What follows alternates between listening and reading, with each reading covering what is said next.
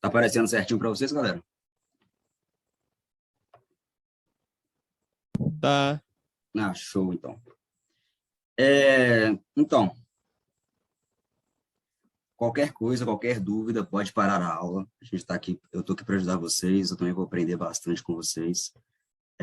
Se eu não souber a dúvida no momento, eu vou procurar aprender e resolver no próximo encontro da gente. Não precisa ficar acanhado, não, galera. Pode ligar o áudio, mas se quiser, se tiver muita vergonha, pode mandar mensagem no chat, sem problemas nenhum. E espero que vocês gostem, espero que vocês não durmam na aula, porque a história tem essa fama, né, de ser bem sonífero, né, mas vamos tentar fazer um bate-papo legal e para ficar bem bacana e simples de entender, né, igual eu falei, história é muito, muito grande, eu vou tentar trabalhar com vocês os assuntos que mais caem e os pontos chaves que mais caem, da dica de como resolver a questão.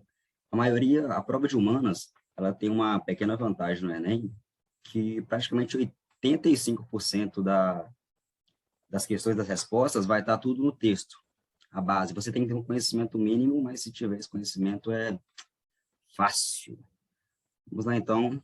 Vou dar aula de história. Aqui é o cronograma que eu pensei para a gente. Dividir entre história geral e história do Brasil. Nós teremos 14 encontros, né, até o Enem, e eu pensei de fazer esses 12 temas, 6 de geral e 6 do Brasil, que são os que mais caem, e as 2 últimas semanas fazer a revisão dos dois, uma semana revisão de geral e uma semana revisão de história do Brasil. E aqui eu já coloquei em ordem cronológica, para a gente começar mais tranquilo de entender. E como vocês preferem? Que a gente faça tudo de história geral e depois história do Brasil, ou uma semana de história geral, uma semana de história do Brasil? E aí? Com vocês.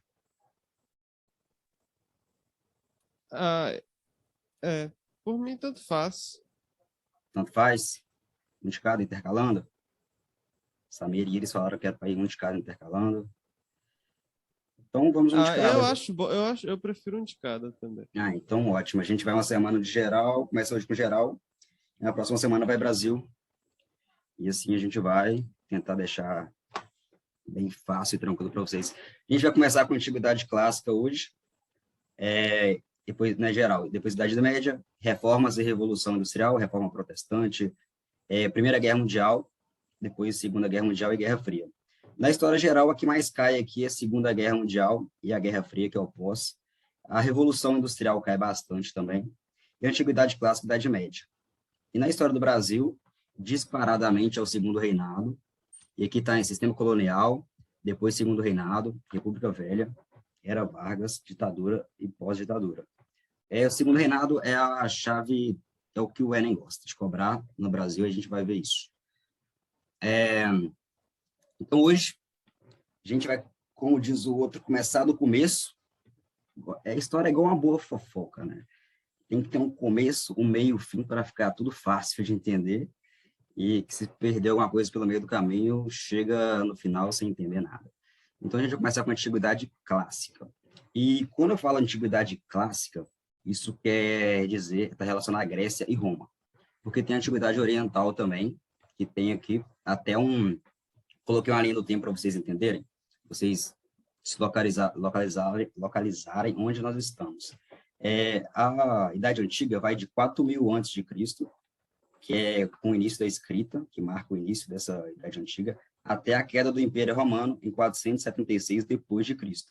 E nós vamos nos atentar nessa parte de Antiguidade Clássica, onde é Grécia e Roma, o famoso classicismo. Porque a Antiguidade Oriental não é muito cobrada pelo Enem.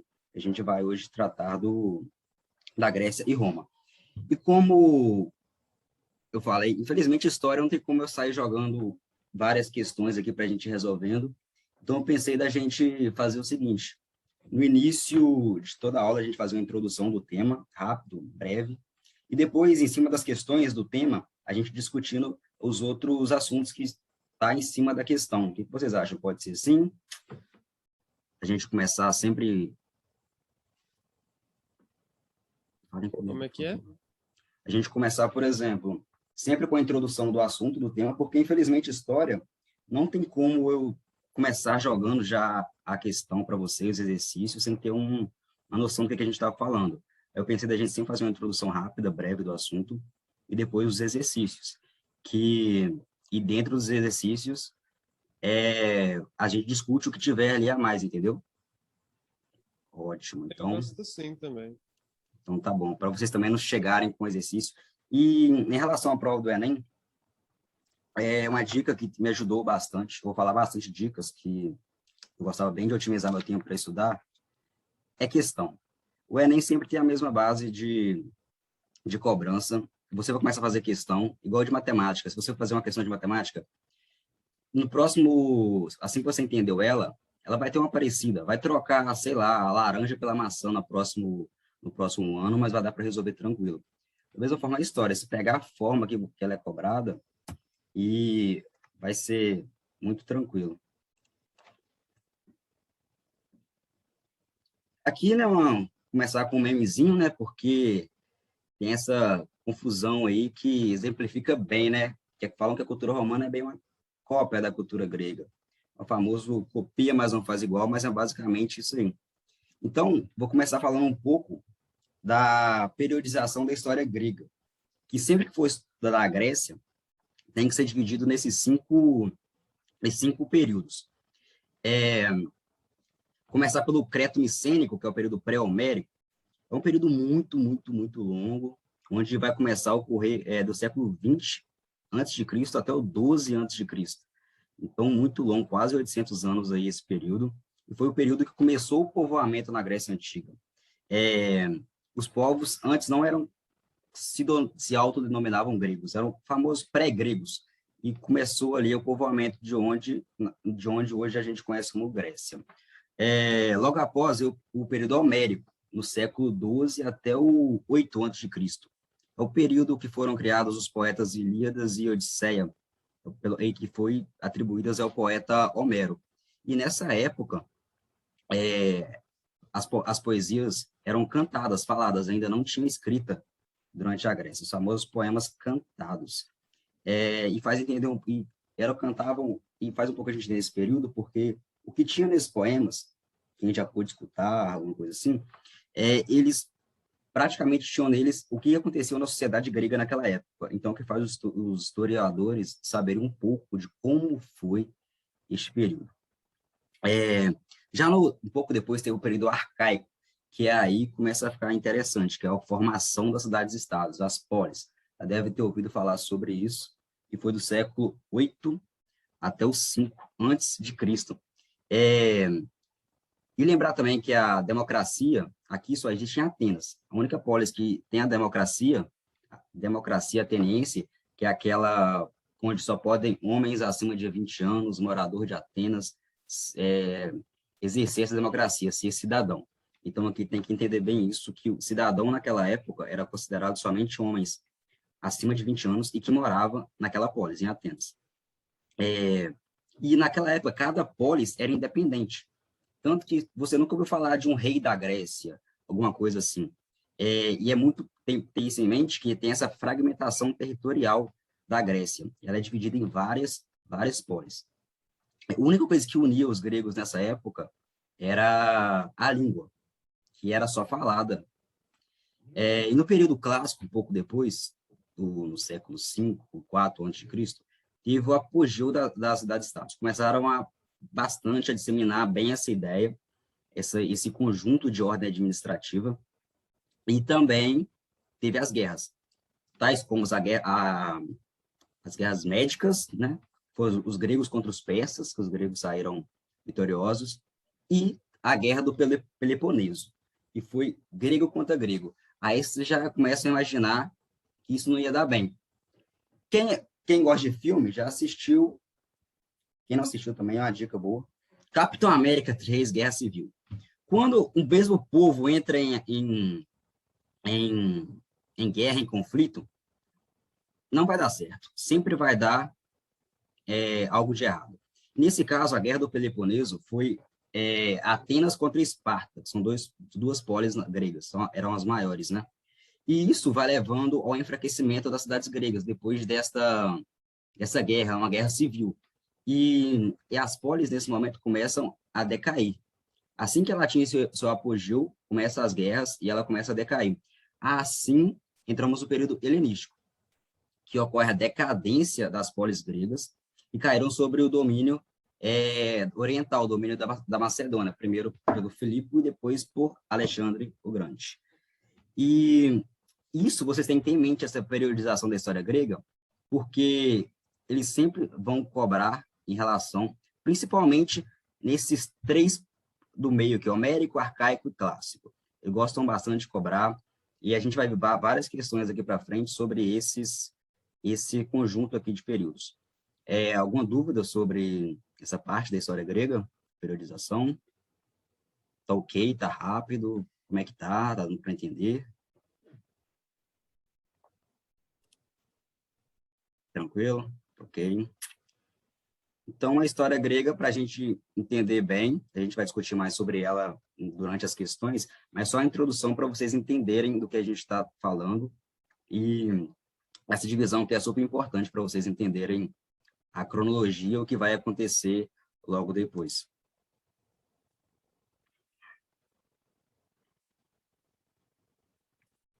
Aqui um exemplo de polis, é bonito, né, gente? Atenas, isso aqui, basicamente todas eram assim, aqui o Centro Partenon, a berço da democracia. E aqui vamos para Roma. A Roma antiga é muito, muito, muito mais simples do que a divisão da Grécia. Aqui nós temos a monarquia do século 7 a 5 a.C. Reparem que a Roma começou muito depois a ser formada do Grécia. A Grécia foi lá em o século 20 a.C. Já a Roma foi do século 7 a 5 a.C., que, na teoria de arqueólogos, historiador, foi a ocupação de etruscos, que é um povo mais militarizado, e latinos, que é um povo mais rico culturalmente, que é de onde vem a língua latim, onde vai introduzir o latim, que hoje dá origem a tantas línguas. Esta é como foi formado Roma, de acordo com historiadores e arqueólogos, ocupação de etruscos e latinos. Mas essa parte é muito esquecida pelo Enem. E tem aquela formação meio filosófica, meio viajada, né, que chegou os dois gêmeos, Rômulo e Remo, chegou pelo barquinho, foi amamentado pela luba, era filho de Martes, e eu particularmente gosto muito dessa, prefiro ela, mas essa é só a filosófica. Depois, aqui é a parte mais importante do governo do Império Romano, foi a República. Nessa é o mais famoso, né? Eu aconselho a guardar bem no coração, que cobra bastante a parte de leis, onde foi introduzidas as leis, e o Enem gosta muito disso. Nessa parte, o Senado passa a ser o centro político, ocupado só pela elite romana, os patrícios. E tudo ocorre ali no Senado. Criação de leis, o julgamento, eles executam as leis, tudo é ali. E o Enem gosta muito desse processo legislativo e sempre cai, galera. Então, é bom ter em mente essa questão legislativa de Roma, que a gente vai discutir daqui a pouco. Para o Enem, nós temos que perceber aquela relação de Estado e indivíduo, porque eles sempre gostam de cobrar isso, como é que o Estado relacionava com o seu povo. O Enem ama isso demais. E a mais importante aqui é a Lei das 12 Tábuas, onde foi o primeiro conjunto de leis realmente escrito em Roma, em latim, onde todos entendiam, e onde aumenta o acesso às leis, né? Porque enquanto as leis eram apenas orais, os patrícios falavam como bem lhe agradavam, ou seja, faltava a inclusão dos plebeus, que sempre ficavam à margem da sociedade naquela época, antes de existir a Lei das 12 Tábuas. E temos também a importante expansão territorial, né, no Mediterrâneo, onde ocorre também as famosas guerras púnicas, onde a Roma ganha e controla todo o norte da África. É um momento de maior conquista territorial de Roma, não cai muito, mas é só a título de curiosidade. E já no Império, começa uma centralização do poder. Temos o Alto Império ali, que é onde ocorre a militarização da política. E uma pergunta, você sabe qual é a diferença de rei e imperador? Quem sabe? Vamos lá. André Campolino de BH. Fale. Qual que é a diferença de... Eu posso falar que eu não sei. Alguém sabe? Não, né? Então, a diferença do imperador para o rei é que o imperador, o rei, ele é só uma figura, é só um símbolo, enquanto só um símbolo político, enquanto o imperador, além de ser o símbolo maior político, ele é obrigatoriamente tem que ser militar. Então, essa é a diferença entre rei e imperador. Quando fala de imperador, sabe que tem a ver com militarização e tudo mais. E também ocorreu uma centralização administrativa, onde tudo ali era em prol do imperador. E o imperador ali naquela época era visto como até uma divindade, como um deus. E aí começa o Baixo Império, começa a crise escravista, porque Roma fazia escravos de guerras. Ganhava as guerras, fazia o povo que ganhava, fazia de escravo. Nesse momento, houve a famosa Pax Romana, onde eles param de fazer guerras e visam na construção de ruas, construção de templos, monumentos em Roma, a fim de modernizar naquela época o Império Romano. E nisso, sem guerras, não tem escravos. Isso começa uma crise escravista, que vai começar, assim, a decadência do Império Romano. Além disso, nessa época, já está em 1, 2 depois de Cristo, ocorre a expansão do cristianismo, principalmente entre os militares de baixo escalão. Com a expansão do cristianismo, passa a ser monoteísta, você tem só um Deus ali, para de enxergar o imperador como outro Deus. Isso vai deixando os seguidores do imperador mais de lado. E, por fim, para finalizar de vez o Império Romano, teve as migrações germânicas, que, de acordo para Roma, todo mundo que era de fora, que não sabia falar latim, eram os bárbaros. Então, teve a invasão dos bárbaros, que foram dominando todos os territórios conquistados pelo Império Romano, e ali foi acabando, tudo isso leva à queda do Império Romano em 476 depois de Cristo. E esse é o marco para começar a Idade Média. Mas isso aí são cenas dos próximos capítulos que a gente vai entrar. E a Roma é basicamente isso, a divisão. Alguma dúvida? Quer que repete alguma coisa? Qual que é a diferença entre imperador e rei mesmo? O rei, ele é apenas uma figura, um símbolo político, enquanto o imperador, além desse símbolo político, seu maioral ali, ele tem que ser militar, entendeu? Além disso, ele é um militar. Ok? Para entender? Ah, tá, entendi. Alguma outra dúvida, galera? Ok? Tá tranquilo de acompanhar? Não tem ninguém dormindo ainda não, né? Pelo amor de Deus. Não me deixe sozinho.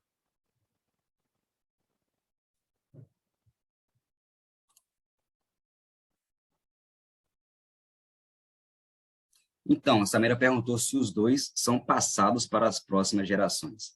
Então, depende. Se tudo ocorrer bem, sim. Mas, se por acaso já teve casos de impérios que foram tomados, de reinados que foram, tudo em relação à guerra, né? Que foi passado de trono, por exemplo, rei que não teve o filho primogênito homem, passa para um outro conde, duque. Então, tudo depende. A princípio, sim, mas depende de guerras, de como vai ser o reinado daquele rei ou o império daquele imperador. Certinho, Samira? Ok, então. Então, agora nós vamos para a parte boa, né? As questões. E como aí, Enem sempre gosta disso. Aqui, nessa questão do Enem 2017, ele faz a comparação dos dois, Grécia e Roma. Eu vou dar uma dica de como resolver, porque praticamente todas as questões das ciências humanas estão aqui no texto. Então, eu vou ler para vocês aqui o texto 1. Solon é o primeiro nome grego que nos vem à mente quando terra e dívidas são mencionados juntos. Logo depois de 600 a.C., ele foi designado legislador em Atenas, com poderes sem precedentes, porque a exigência de redistribuição de terras e o cancelamento das dívidas não podiam continuar bloqueados pela oligarquia dos proprietários de terras, meio da força ou de pequenas concessões. O texto do Philem, que é um dos maiores entendedores de cultura grega que a gente tem. E o texto 2 é sobre a lei das 12 tábuas, que a gente comentou. A lei das 12 tábuas se tornou um dos textos fundamentais do direito romano, uma das principais heranças romanas que chegaram até nós. A publicação dessas leis por volta de 450 a.C. foi importante, pois o conhecimento das regras do jogo da vida em sociedade, é um instrumento favorável ao homem comum e potencialmente limitador da hegemonia e arbítrio dos poderosos, um texto do Funari. Então, gente, aqui, o que a gente tem que ter em mente, que é muito importante? Igual eu falei, já falou de leis, é o que o Enem ama cobrar dessa questão, dessa parte, criação de leis, a democracia e tudo mais. O que a gente tem que entender aqui são as reformas legislativas que ocorreram na Grécia e em Roma. Gravem esses dois nomes, cai bastante sobre Grécia, Drácon e Solon. Lembra que eu falei que no período homérico tudo era cantado, tudo oral, não tinha nenhuma fala, nada falado? Drácon é o primeiro que faz aquele conjunto de leis escritas, é o primeiro que escreve as leis na Grécia. Um papiro ainda na pedra, e depois Solon, ele vai eliminar a escravidão de dívidas. E o que ocorria na Grécia? Se alguém ficasse te devendo, ele poderia se tornar seu escravo para pagar aquela dívida. E Solon acabou com isso e criou órgãos de representação das minorias, né?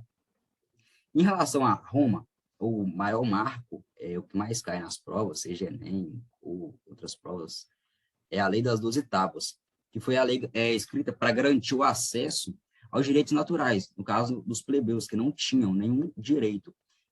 Os patrícios falavam as leis, no caso oral, e eles tinham que acatar. E dentro dessa Lei das 12 Tábuas, tem 3 itens bem importantes. Tribunos da plebe, que é onde os plebeus ganham sua própria câmara, ou seja, têm direito a participar da vida política. Leis licínias, que é onde os plebeus podem ocupar cargos políticos, podem ser senador, alguns magistrados. E a lei canuleia, é onde permite o casamento entre patrícios e plebeus. Isso foi uma revolução gigante para eles. Agora vem o comando da pergunta. O ponto de convergência entre as realidades sociopolíticas indicadas nos textos consiste na ideia de que fala para mim, qual alternativa vocês acham que é visto essa explicação?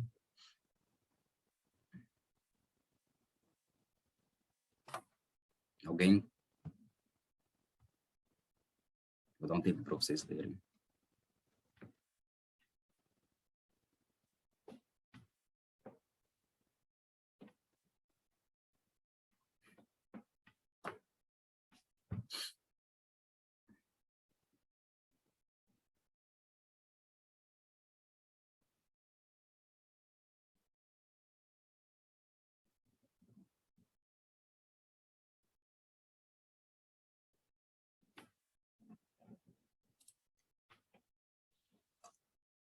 C.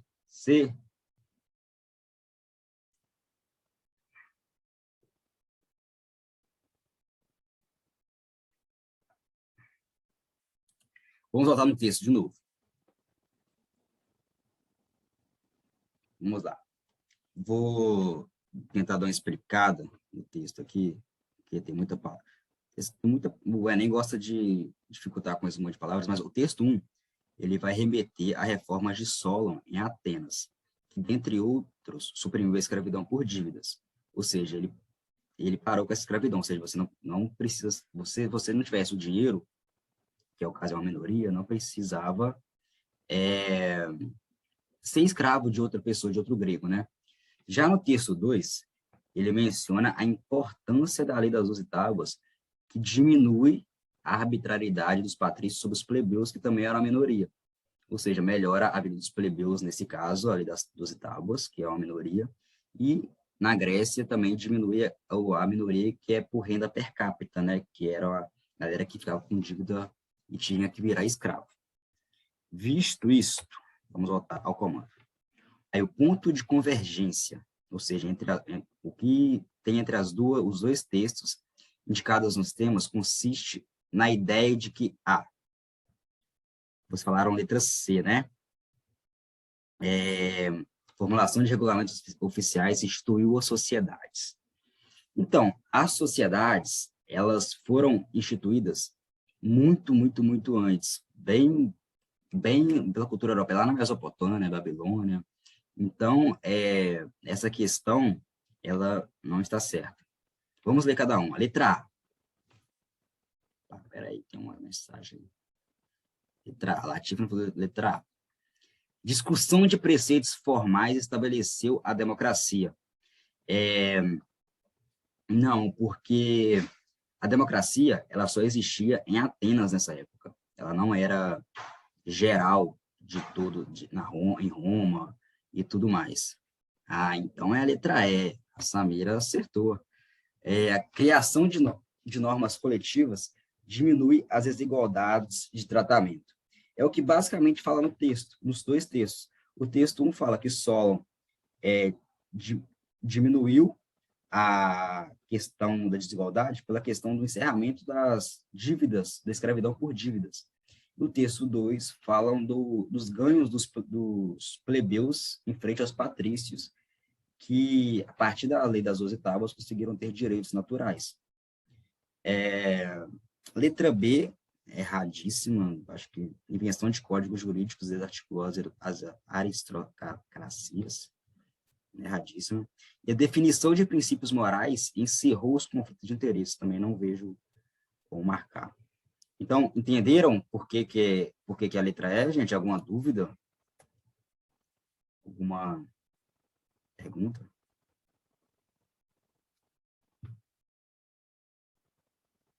Não, tranquilo. Tranquilo? Pode ficar próximo. Mas deu para entender certinho por que a letra E, né? Deu. Eu que não lembrava do texto direito na hora que passou isso aí. Show. Instituiu como incluiu, entendi. No caso, instituir aqui fala a criação da sociedade, né? É uma palavrinha. O Enem é muito jogo de detalhe, galera. Tipo assim, por isso não é complicado. O que faz a gente perder ali alguns pontos é porque é muito longo e no final acaba embolando, é muito texto, né? Sei como é que é. Sei como que é bem. Vamos para próximo. Então, essa aqui é em 2014.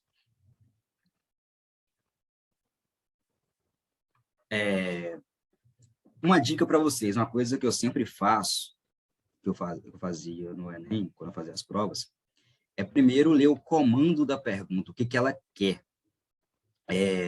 Porque isso vai me ajudar a otimizar meu tempo, que é o que eu quero. Quanto menos tempo eu gastar na prova, numa questão, para mim é primordial. É o que eu quero, é fazer a questão mais rápido possível e acertar, óbvio. Então, vamos usar essa técnica de começar pelo comando. Para o autor, ou seja, já começou para o autor, ou seja, sem conhecimento nenhum, você sabe que a resposta está no texto. Porque quando fala para o autor, a alternativa está no trecho ali que eles retiraram, porque o Enem não cobra nenhum conhecimento prévio de livro, nem nada. Então, vamos lá. Para o autor, a reivindicação atendida na Grécia Antiga, ainda vigente no mundo contemporâneo, buscava garantir o seguinte princípio, ou seja, o que tinha na Grécia Antiga, que está no mundo atual, que o pessoal queria buscar, e de acordo com esse texto. Vamos ler o texto. Compreende-se, assim, o alcance de uma reivindicação que surge desde o nascimento da cidade na Grécia Antiga, a redação das leis. Ou seja, não tinha leis escritas e começaram a ser escritas. Ao escrevê-las, não se faz mais que assegurar-lhes permanência e fixidez. As leis tornam-se bem comum, regra geral, suscetível de ser aplicada a todos da mesma maneira. Visto isso, qual alternativa vocês acham que é a certa?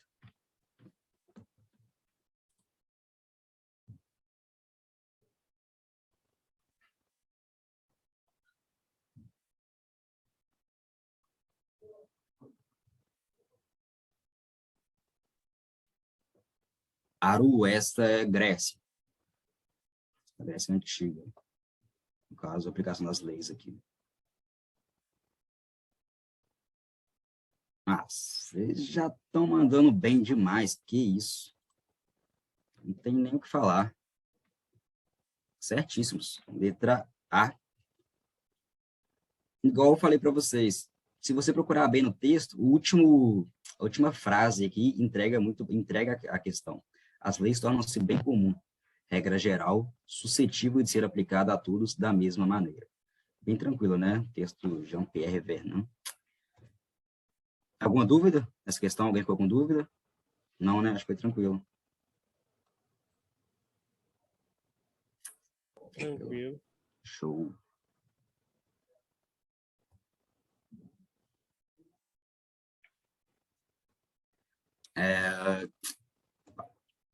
Enem de 2014. Vamos lá. História é muito texto, né? Então, igual esse aqui, Aristóteles. Eita. Prova desse ano, do próximo, do ano que vem, 2030, vai ter esse texto de política, o livro Política do Aristóteles. Eles gostam bastante, tanto filosofia como história. E vamos lá, então, texto 1. Olhamos o homem alheio às atividades públicas, não como alguém que cuida apenas de seus próprios interesses, mas como um inútil. Nós, cidadãos atenienses, decidimos as questões públicas por nós mesmos, na crença de que não é o debate que é empecilho à ação, e sim o fato de não se estar esclarecido pelo debate antes de chegar a hora da ação. Texto do Tucídides. Texto 2 fala o seguinte: um cidadão integral pode ser definido nada menos que pelo direito de administrar justiça e exercer funções públicas. Algumas dessas, todavia, são limitadas quanto ao tempo de exercício, de tal modo que não podem, de forma alguma, ser exercidas duas vezes pela mesma pessoa, ou somente podem ser depois de certos intervalos de tempo prefixados. Aristóteles, Política. Vamos primeiro perguntar o que vocês já acham, depois a gente vai discutir essa questão. Comparando os textos 1 e 2, tanto para Tucídides quanto para Aristóteles, a cidadania era definida pelo. O que vocês acham?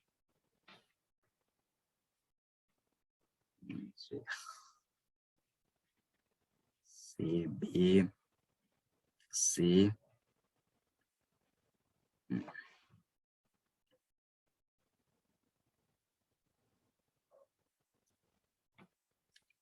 Claro, volto.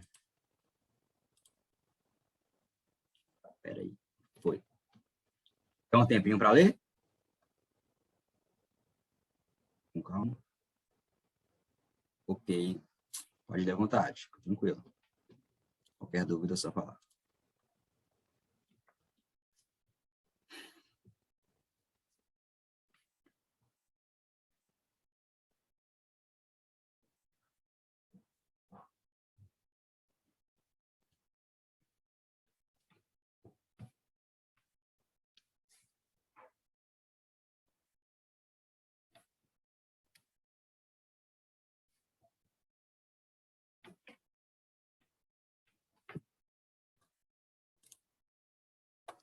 Ok. Então, Samira, você acha que é o quê? C? Isto mesmo. Mas aqui, nesse trecho, a gente tem que entender uma coisa, que eu acho que eu já até comentei com vocês, é que o conceito de cidadania na antiguidade era relacionado ao poder político na sociedade. A democracia atual, ela permite que qualquer um seja cidadão, desde que esteja de acordo com a lei. Em Atenas, por exemplo, somente homens nascidos em Atenas, maiores de 20 anos, que podiam ser cidadãos. Ou seja, tem que ter esse conceito na cabeça para a gente não confundir cidadão naquela época. Claro, tirar o print. E o cidadão naquela época, quando fala cidadão, na época da Idade Antiga, na Grécia, A gente tem que ter isso em mente, que nem todos eram cidadãos. Mulheres não eram, crianças não eram, pessoas estrangeiras não eram consideradas cidadãos, ou seja, quem podia participar da vida política eram somente os cidadãos. Isso tem questões que muita gente confunde, porque, Joana, muita gente confunde porque confundem a cidadania de hoje, onde todo mundo tem direito a voto, a qualquer coisa, a identidade e tudo mais. Naquela época, não. E nesses dois textos, eles falam bem isso, que eles tratam o cidadão daquela época com esses preceitos. Mais de 20 anos, nascido em Atenas, homens. Então, nesse caso, eles definem a cidadania que era definida pela participação política. Ótimo, muito bem. Tudo certo? Alguma dúvida nessa questão, gente? Era apenas meio que a elite que que tinha cidadania ou era um pouco mais abrangente? Não, então, era um pouco mais abrangente, mas tinha também a questão censitária, mas a censitária era mais ligada ao voto. A questão de voto era ainda por questão de renda, mas cidadão era todo homem a partir de 20 anos nascido em Atenas. Certinho? Certinho, valeu. Show, qualquer coisa é só falar.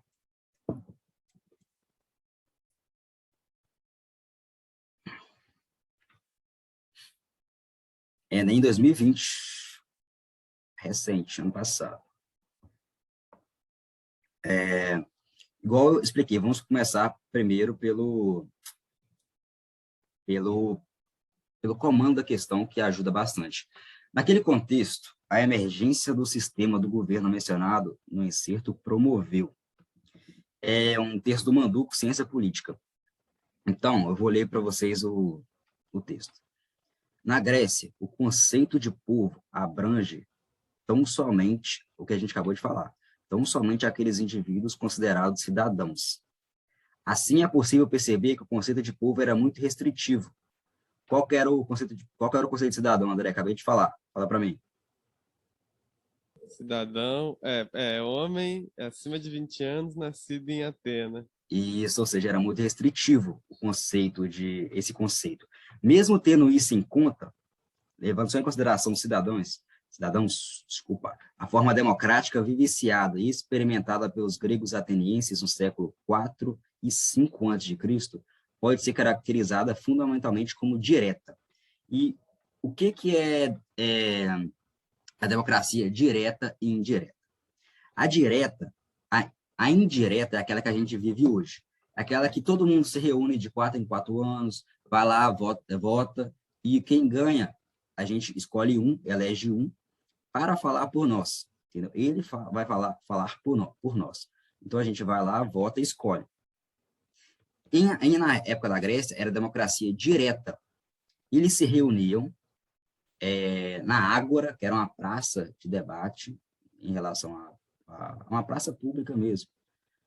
E eles debatiam essa questão de política abertamente. E se tiver a gente lá, eu falaria meu ponto de vista, o André o dele, a Samira a dela, a Ana dela, e assim ia cada um debatendo até chegar no consenso, ou seja, não tinha um que comandava, que falava por todos. Cada um falava por si. Visto isso, peraí, tem uma pergunta. Letra E. Vamos ver. Naquele contexto, a emergência do sistema do governo mencionado no texto promoveu o quê? Todo mundo concorda que a letra E? Acha que a letra E? Carolina Iris, certíssimo. Isto. A participação no exercício do poder era o que definia um cidadão daquela época. Então, tem que ter muito feeling de saber que no Enem eles vão sempre falar disso, né, em relação à Idade Antiga. Leis, criação da democracia, que hoje em dia, até o pessoal que, não sei se alguém quer fazer direito, vai estudar essa questão da criação da democracia na Grécia nos primeiros períodos, vão ter que saber de tudo. Hoje em dia tem até leis que ainda são baseadas naquela época. Ficou alguma dúvida, galera? Uma dúvida nessa questão? Não, não, tranquilo. Tranquilo? Certeza, né? Tá ótimo. Um memezinho só para eu tomar uma água aqui, porque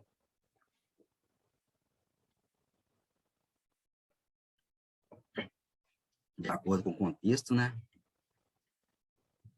Vamos agora a gente fez Grécia, vamos fazer umas questões sobre Roma.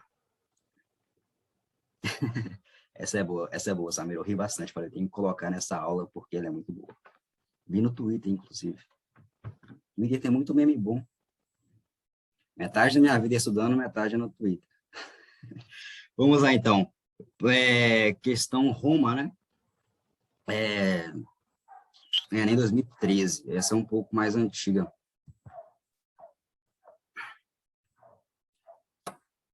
Vamos lá. Opa, spoiler. Ah, spoiler não. Bem spoiler. Vamos lá. Começar pelo comando. A superação, ninguém viu, né, spoiler, né? Espero que não. A superação da tradição jurídica oral no mundo antigo, descrita no texto, esteve relacionado a... Vamos ler o texto. Durante a realeza e nos primeiros anos republicanos, as leis eram transmitidas oralmente de uma geração para outra, que a gente falou aquela questão de que os patrícios falavam e os plebeus ouviam e acatavam. A ausência de uma legislação escrita permitia aos patrícios manipular a justiça conforme seus interesses. Em 451 a.C., porém, os plebeus conseguiram eleger uma comissão de 10 pessoas, os decíveros, para escrever as leis. 2 deles viajaram a Atenas, na Grécia, para estudar aquela legislação de Solon, que ele já tinha escrito há muito tempo, que eliminou a escravidão de dívidas e tudo mais, garantiu direitos para as minorias, e foi nessa viagem que eles conseguiram escrever as leis e melhorar a questão da vida dos plebeus. Então, a superação da tradição jurídica oral no mundo antigo descrita no texto esteve relacionado a... O que vocês acham que é? Quando, no momento que parou de ser oral e virou escrita as leis, o que isso relacionou e melhorou? O que isso ajudou, agregou? O que vocês acham?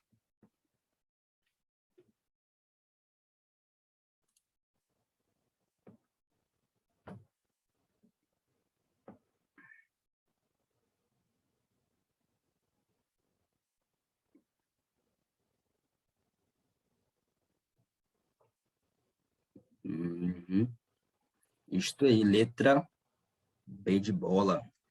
Extensão da cidadania aos homens livres. Samira e, por uma dúvida, e Ana Luísa que falou D. Então, a questão dos direitos sociais, eles não foram definidos assim que mudou a questão do oral para a escrita, pois ele já existiu antes, mesmo sendo falada, já tinha essa questão dos direitos sociais, não para todos.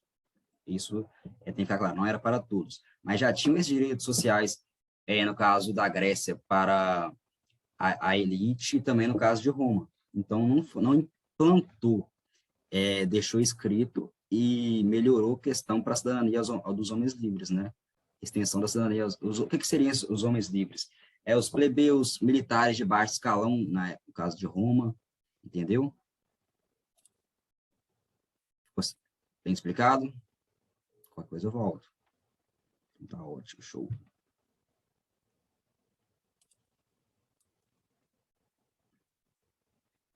Mas, gente, vocês viram que até agora, praticamente todas as questões de Grécia e Roma envolveram leis. É muita coisa, igual eu falei, é uma matéria muito extensa, mas que tem os tópicos que eles gostam de cobrar. Se vocês focarem, tipo, conseguir pegar o feeling do que eles gostam de cobrar, e vai tirar 800 só em ciências humanas e show de bola. Vou conseguir, se Deus quiser, ir passar no que vocês querem. Eu até tenho uma apostila só de exercícios do Enem de História. Eu acho que vai até 2018. Se vocês quiserem, eu tenho PDF, eu posso até passar para vocês, se vocês se interessarem. Mandar lá no grupo. Ah, eu me interesso, sim. Ah, então vou mandar, porque vocês forem resolvendo as questões, então, a questão parece que é a mesma da anterior, é o mesmo sentido. Vou mandar para vocês. Exatamente, Latifah, é o mesmo modelo de questão. Normalmente, nessa parte da Idade Antiga, é sempre dois textos sendo comparados, ou uma questão sobre lei, criação de democracia, é o que o Enem gosta. Agora, uma questão um pouquinho diferente, que sai daquela questão ali, mas está relacionada aos períodos que a gente conversou lá sobre Roma. A figura apresentada é de um mosaico produzido por volta do ano 300 depois de Cristo, encontrado na cidade de Lod, atual Israel. Nela, encontram-se elementos que representam a característica política dos romanos no período indicado em. Essa figura, vocês perceberem, esse mosaico, reúne diferentes tipos de espécies de vários locais do mundo, entendeu? Tem vários tipos de animais que tem na África, tem no Oriente Médio. Então, qual questão você acha qual alternativa você acha que é a certa? Ah, isso aí, certíssimo, Latifah Iris, letra E, Carolina também, Samira. Isso aqui você tem que, apesar que o 300 depois de Cristo, meio que já começa a decadência do Império Romano, mas é o famoso que é bonito para se mostrar, ninguém precisa saber o que está acontecendo, né? Então, isso, por ser várias diversidades mesmo. E mesmo estando em decadência, isso leva àquela questão do expansionismo que a gente comentou, que eles estavam ganhando várias guerras, guerras no Mediterrâneo. Praticamente o Mediterrâneo era de Roma, o norte da África.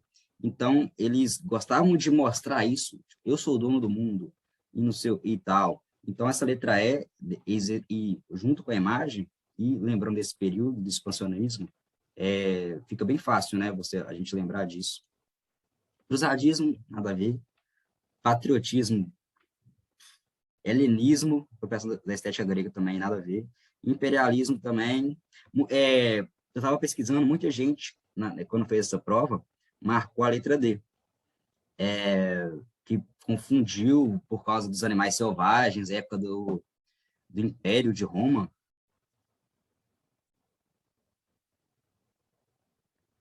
Mas, nesse caso, é a época do expansionismo.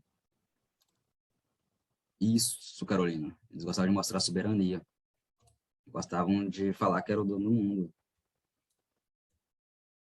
A letra E. Então, para a gente fechar aqui, já está acabando o tempo. Última questão. Como sempre, vamos começar lendo pelo comando. Na configuração política da democracia grega, em especial ateniense, a ágora tinha por função. A ágora, eu acabei de falar umas questões atrás, que era uma praça pública onde os cidadãos atenienses se reuniam para discutir as questões de leis, de como a sociedade ia seguir, né? Então, eles se reuniam nas chamadas ágoras, que eram basicamente praças públicas. Vamos ver o texto. O que implica o sistema da polis é uma extraordinária preeminência da palavra sobre todos os outros instrumentos do poder. A palavra constituiu o debate contraditório, a discussão, a argumentação e a polêmica. Torna-se a regra do jogo intelectual, assim como do jogo político. Jean-Pierre Bernard. As origens do pensamento grego. Não a questão anterior, se vocês perceberem, ele utiliza o mesmo livro, o mesmo autor, só trecho diferente. E é nem diferente, eu acho que o outro era 2013, outra questão. E qual alternativa você acha que está certo? Vocês acham que está certo? Vamos ver. O chat está pipocando aqui.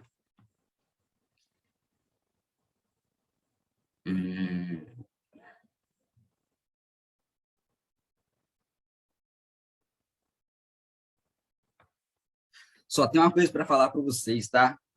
Vocês são um arraso. Que isso? Nem precisa mais de mim aqui. Já aprenderam basicamente tudo que precisa de história, de idade antiga. E, igual eu falei para vocês, tá certo? Parabéns, Samira, Ana Luísa. Alguém falou letra C, eu não vi. Mas é isso aí. Se vocês pegarem ter esse conhecimento da criação da democracia, mais as leis, e entender aqueles períodos que a gente conversou no início, fica muito fácil, fica bem tranquilo, e eu sei que vocês vão mandar super bem. E alguma dúvida, galera? Alguma questão, um outro tema?